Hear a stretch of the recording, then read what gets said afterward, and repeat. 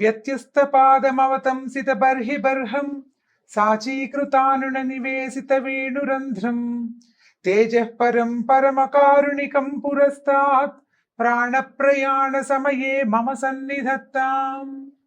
భాగవత కథా సుధ తరువాయి భాగంలోకి వచ్చాం. చాణూరుడు ముష్టికుడు మరణించారు. జనమంతా కోలాహలంగా అరుపులు కేకలు మిన్నుముట్టేశాయట. కూటుడు శలుడు తోసలుడు అనే మల్లులు వాళ్ళు కూడా ఏం చేశారంటే బలరాముడు కృష్ణుడి మీదకి పరిగెత్తుకుంటూ వచ్చారు. పిల్లలు పెద్దవాళ్ళని చంపటం ఏమిటి, పైగా మనవాడు పడిపోయాడనగానే తోటివాడు ఊరుకోలేకపోతాడు. వాళ్ళు పరిగెత్తుకుంటూ వచ్చేసరికల్లా వాళ్ళను కూడా చితకొట్టేశారు. వీళ్ళు దెబ్బలు పడ్డాయి, గట్టిగానే పడిపోయారు, ప్రాణాలు వదిలేశారు. ఇప్పుడు కొట్టి వదిలేయటం క్రియగా కనిపించట్లేదండి. ఈ కృష్ణుడు బలరాముడు చేసే ఈ అన్ని రకాల వ్యవహారాల్లోనూ ఎక్కడా దెబ్బ కొట్టి బుద్ధి చెప్పే లక్షణం కాదు, వాడిని చంపటమే. ఎందుకంటే భూమికి భారం తగ్గించడానికే కృష్ణావతారం. భూభారం దెబ్బలతోటి రాదు, ప్రాణం పోవాలి, వాడి శరీరం పంచభూతాల్లోనూ కలిసిపోవాలి, దాని తర్వాతే భూభారం తగ్గుతుంది. అదే క్రియతోటి ఎవరిని ముట్టుకుంటే వాళ్ళు చచ్చిపోవటమే, ఇంకా వాళ్ళు బతికి ఉండటం అనేది అసలు లేనే లేదు. ఈ వచ్చిన మిగిలిన మల్ల యోధుల్ని కూడా చావగొట్టేసి చంపేశారు. తర్వాత ఏమైంది, మిగిలిన వాళ్ళు వీళ్ళు మరణించేశారు కల్లా ముందు పెద్దవాళ్ళని చూసే బెదిరారు. ఈ తర్వాత వచ్చిన వాళ్ళకు కూడా అది గట్టి దెబ్బలు పడేశారు కల్లా చుట్టుపక్కల చాలా ఉంటారు. ఈ మల్లు రెండు సర్కల్ ఎవరో ఒకళ్ళు ఇద్దరు సినిమాటిక్ గా ఉండరండి, డజన్ల కొద్దీ ఉంటారు. ముందు చెప్పుకున్నాం మనం, వాళ్ళ గురువులు, వాళ్ళ శిష్యులు, వాళ్ళ వెనకాల తైనాతీలు, హెల్ప్లు చేసేవాళ్ళు, పనులు చేసేవాళ్ళు, ఇట్లా బోల్డ్ మంది అందరూ పారిపోయారు. ఈ మల్ల యోధులంతా కలిసి వచ్చి ప్రాక్టీస్ చేసేది ఒకటి ఉంటుంది, ఆంగణం లాంటిది. అక్కడ ఉన్న వాళ్ళంతా వచ్చేసి వీళ్ళ పక్కన నుంచి ఉంటారు. వీళ్ళ పార్టీ అందరికీ భయంగానే ఉంది, అందరికీ భయం వేస్తోంది. ఈ భయంతో అందరు పారిపోయారు ఎవరి దారిని వాళ్ళు. ఈ యుద్ధంలో ఎవరైనా గెలవంగానే ఏం చేస్తారు, మంగళవాద్యాలు మిన్నుముట్టుతాయి, బోళ్ళంతా అంటే కోలాహలంగా చేస్తారు, వాద్యాలు మోగిస్తారు సంప్రదాయంగా. జయించిన బలరామకృష్ణులు ఇద్దరికి వాళ్ళని అభినందించడానికి బోలెడన్ని వాద్యాలు మోగటం మొదలుపెట్టాయి. విజయాన్ని ఘోషిస్తూ వాద్యాలు భేరీలు పెద్ద పెద్ద శబ్దాలతోటి మోగిస్తున్నారు. వాళ్ళతో పాటు ఈ వచ్చిన గోపబాలుడు బోళ్ళంత మంది వచ్చారు కదా పిల్లలు, ఈ తప్పెట్లు అవి మోగుతుండే సరికల్లా ఈ వచ్చిన గోపబాలురు అంతా కలిసి నాట్యాలు చేయటం మొదలు పెట్టారు. ప్రేక్షకులు వాళ్ళంతా కోలాహలంగా చప్పట్లు కొడుతూ విజిల్స్ వేస్తున్నారు, ఈలలు వేస్తున్నారు అనమాట. చప్పట్లు కొట్టి సాధు సాధు, అబ్బో ఏం బలం, ఎంత యుద్ధం, పెద్ద పెద్ద వాళ్ళని మట్టి కనిపించారే అని అంటూ ఇట్లా శభాషని మెచ్చుకుంటున్న బోల్డ్ అంత కోలాహలంగా అయింది. ఈ అభినందన శబ్దాలను తట్టుకోలేకపోయాడట కంసుడు. ఎందుకంటే ఈ అభినందన ఏమిటి, ఆయనకు మృత్యుఘోషలాగా వినపడుతోంది అనమాట. వెంటనే వాద్యాలు ఆపండి అని అరిచి కేకలు పెట్టాడు. వాద్యాలు ఆగిపోయినాయి. సైన్యానికి అక్కడ ఉన్న బోళ్ళంతమంది సైన్యం ఉన్నారు కదా, వాళ్ళందరూ బెదురుతున్నారు. వాళ్ళందరికీ ఆదేశాలు ఇచ్చాడు. ఏమంటున్నాడు, ఈ వసుదేవుడు కుమారులు ఇద్దరు దుర్మార్గులు, వీళ్ళని నగరంలో నుంచి వెళ్ళగొట్టండి, మొత్తం ఈ వచ్చిన గోపాలను అందరినీ వెళ్ళగొట్టేయమంటున్నాడు. గోపాలుడు సొత్తంతా దోచుకురండి, అంటే గోపాలకుల దగ్గర ఉన్నటువంటి పశు సంపదని దోచుకొచ్చేయండి, నందుడిని బంధించండి. నందుడు అంటే బలరామకృష్ణుల పెంపుడు తండ్రి, ఆయన్ని బంధించాలి. వసుదేవుణ్ణి నా తండ్రి ఉగ్రసేనుని రాజ్యం కోసం వేచి ఉన్నాడు మా నాన్న అంటే, కంసుడు ఏం చేశాడు, వాళ్ళ నాన్న ఉగ్రసేనుని చెరసాల్లో పెట్టాడు కదా. ఇప్పుడు వీడికి ఏదైనా అవ్వగానే మళ్ళీ రాజు ఎవరవుతారు, వాళ్ళ నాన్నే రాజు అవుతాడు. అందుకని రాజ్యం కోసం కాచు కూర్చున్నాడు. మా నాన్నను కూడా చంపేయండి, వసుదేవుని కూడా సంహరించండి, నందుడితో వీడి ఈ పిల్లలతోటి వచ్చిన వాళ్ళని ఒక్కళ్ళని కూడా వదిలిపెట్టద్దు, పసిపిల్ల బాలాది పిల్ల మేక అందరినీ సంహరించండి అని గట్టి గట్టిగా చర్చి కేకలు పెట్టాడు. ఈ విషం కక్కుతూ పలుకుతున్నటువంటి ఈ కంసుడి మాటలు వినేసరికి కృష్ణుడు కోపం పట్టలేక ఈ కింద ఉన్న మల్ల యుద్ధం తాలూకు రంగంలో నిలబడిన వాడు ఒక్క ఎగిరి రాజు కూర్చున్నటువంటి ఆ పైన ఒక స్టేజ్ లాంటిది అనమాట, దాని మీదకి ఎగిరి దూకాడట, చేరాడు. దాని మీదకి చేరేసరికల్లా కంసుడు ఏం చేశాడు, పక్కనే పెట్టుకున్నాడు కత్తి డాలు, యుద్ధానికి వీలుగా కత్తికి డాలు రెండూ తీసాడు. కానీ అవి వాడేందుకు కృష్ణుడు అతనికి అవకాశం ఇవ్వలేదు. ఇవ్వకుండా ఏం చేశాడు, గొరుకుమంతుడు పామును పట్టుకున్నట్టుగా ఈ కంసుడిని జుట్టు పట్టేసుకున్నాడు. జుట్టు గట్టి దొరికేసింది. జుట్టు దొరికేసరికల్లా ఆ జుట్టు పట్టి ఏం చేశాడు, ఆయన కూర్చున్నటువంటి సింహాసనం మీద నుంచి కిందకి లాగాడు. జుట్టు పట్టుకుని లాగేసేసరికల్లా అంత మనిషి కంసుడు నేలకు పడిపోయాడు.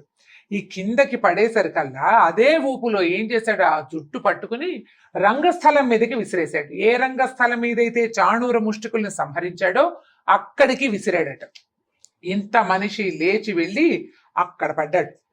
తర్వాత ఏమైంది, పడేసరికల్లా కింద పడిన అక్కడ పడిన కంసుడి మీదకి ఈ పీఠం మీద నుంచి రంగస్థలం మీదకి దూకాడు.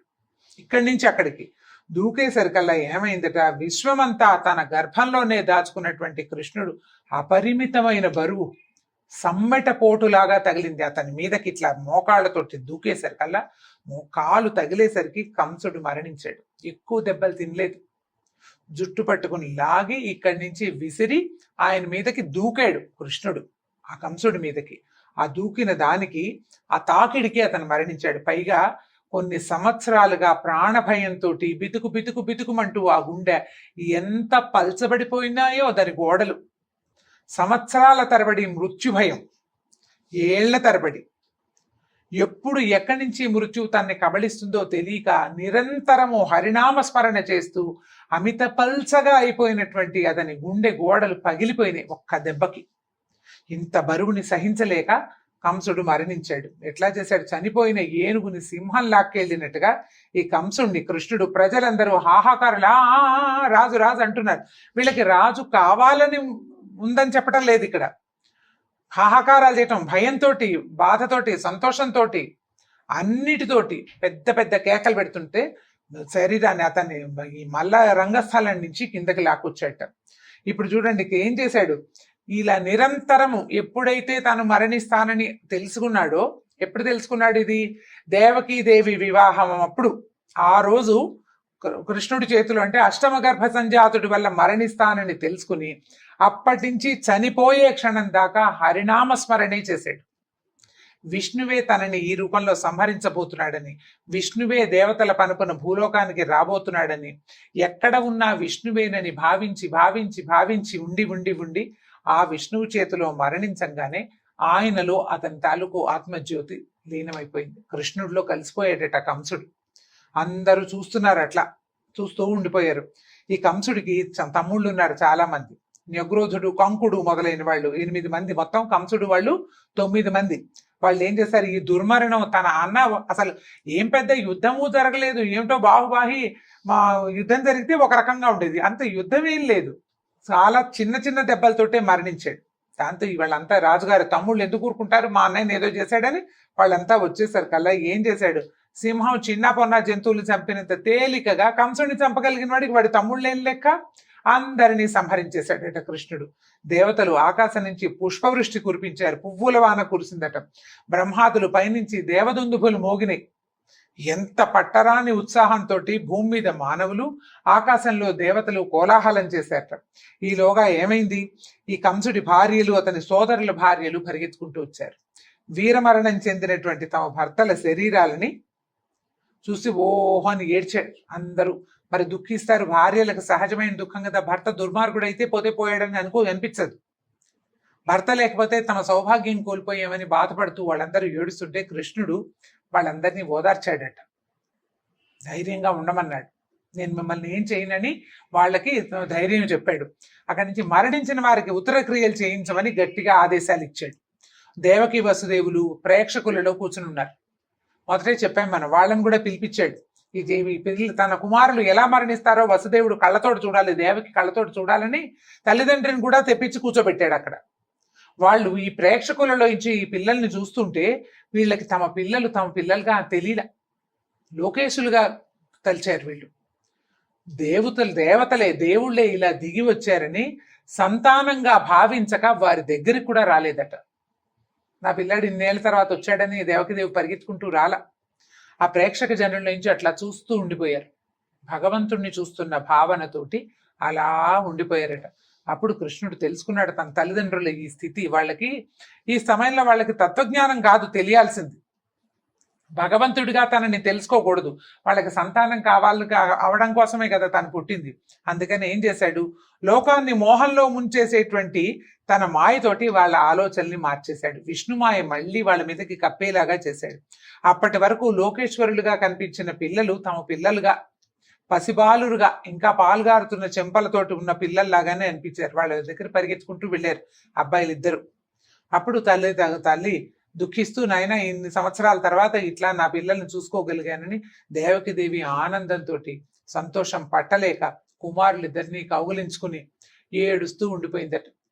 వసుదేవుడు ఇన్ని సంవత్సరాల తర్వాత పసిపాపడుగా ఒక పిల్లవాడిని ఇక్కడి నుంచి తీసుకెళ్తే గర్భస్థ శిశువుగానే పిల్లాన్ని ఇంకో దారి పట్టించారు. ఇలా పుట్టక ముందే ఒక పిల్లవాడు దూరం అయితే పుట్టగానే ఇంకొక పిల్లవాడు దూరం అయ్యాడు. ఇన్ని సంవత్సరాలు ఈ క్షోభని అనుభవించాల్సి వచ్చిందని దుఃఖపడుతూ భార్య పిల్లల్ని సంతోషంగా చూస్తూ ఉండిపోయాడట. ఈ రోజుకి భాగవత కథా సుధని ఇక్కడ ఆపుదాం. మళ్ళీ వచ్చే భాగంలో కృష్ణుడు దేవకీ వసుదేవులతోటి ఏమన్నాడు, ఉగ్రసేన మహారాజు ఏం చేశాడు, రేపటి భాగంలో తెలుసుకుందాం. నమస్కారం.